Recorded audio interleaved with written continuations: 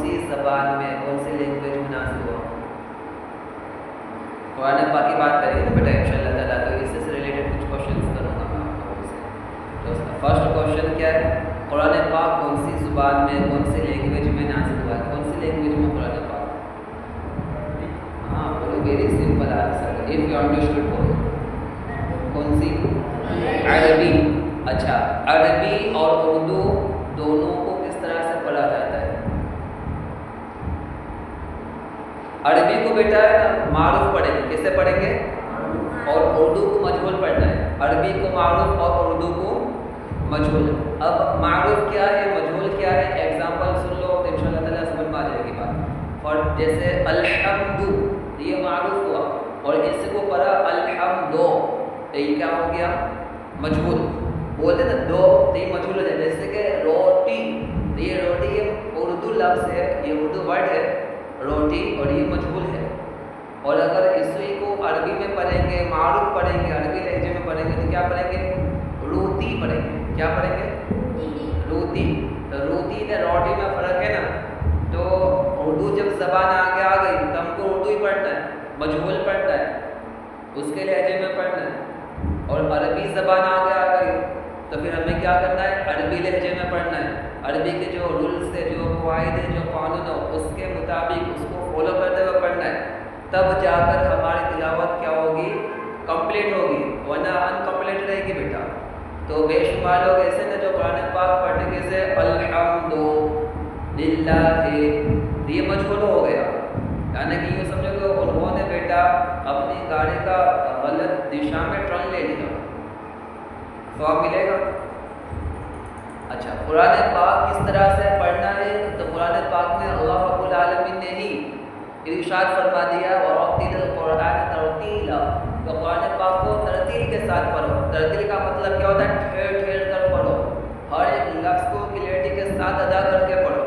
لفظ کے اندر کمی ہوئی تو معنی کہاں سے کہاں پہنچ جائے گا. جیسا کہ حروف تہجی کے اندر ایک ہے بڑی کاف، ایک ہے چھوٹی کاف، ہے نا. ہم مطلب بڑی کاف چھوٹی کاف، لیکن حالانکہ بڑی کاف میں چھوٹی کاف نہیں ہوتا، بلکہ جو بڑی کاف جس سے بولتے ہیں نا بیٹا، تو اس کو پڑھنے کا اور چھوٹی کاف جس سے بولتے ہیں اس کو پڑھنے کا، دونوں کو پڑھنے کا طریقہ ڈفرینٹ ہے، الگ الگ ہے. تو سمجھانے کے لیے ہم بڑی میں چھوٹی بولتے ہیں، حالانکہ بڑی کو اوف بولنا ہے. کیا بول رہا ہے؟ اوف. اور جو چھوٹی اس کو کیا بول رہا ہے؟ کاف. کیا؟ بڑی اس کو کیا بولنا ہے؟ اوف. اور چھوٹی کو کیا بولیں گے؟ کاف. بڑی کو پور گاڑا کریں گے، موٹا کر کے پڑھیں گے، اور چھوٹی کو باریک پڑھیں گے، نارمل پڑھیں گے. ٹھیک ہے. اب دیکھو ان دونوں کے درمیان آپ لوگوں نے ماشاءاللہ ایک ہی مرتبہ میں سیکھ دیا، کیونکہ آپ کو پہلے استاد نے بتایا. لیکن اگر کسی کو نہیں معلوم ہے، آئیڈیا نہیں ہے کہ بڑی کاف کیا ہوتا ہے، چھوٹی کاف کیا ہوتا ہے، بس وہ بڑی کاف میں چھوٹی کاف ہی پڑھ کے پڑھنے کا ختم کرتا ہے. اب جانتے ہو بیٹا معنی کہاں سے کہاں، اس کا میننگ کتنا بدل جاتا ہے. بڑی کاف سے نا اوف سے قلب. ایگزامپل فار ایگزامپل بڑی کاف سے قلب کیا ہے؟ ابھی ورڈ نہیں بنا لکھ کر آپ کو سمجھاتا میں، لیکن یہ سمجھ لو بڑی کاف سے قلب اور چھوٹی کاف سے قلب.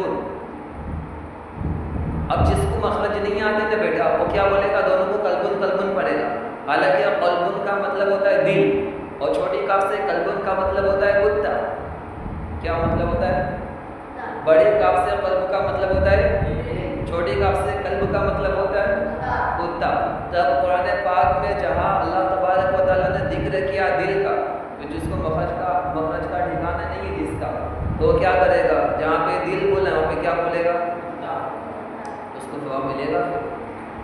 فار ایگزامپل آپ لوگوں میں سے کوئی بچہ ٹیچر کے سامنے آ کر بولے کہ ٹیچر تمہارے سینے میں کتنا بڑا کتا ہے، تو کیا ٹیچر اس کو شاباشی دیں گے؟ خوش ہو جائیں گے؟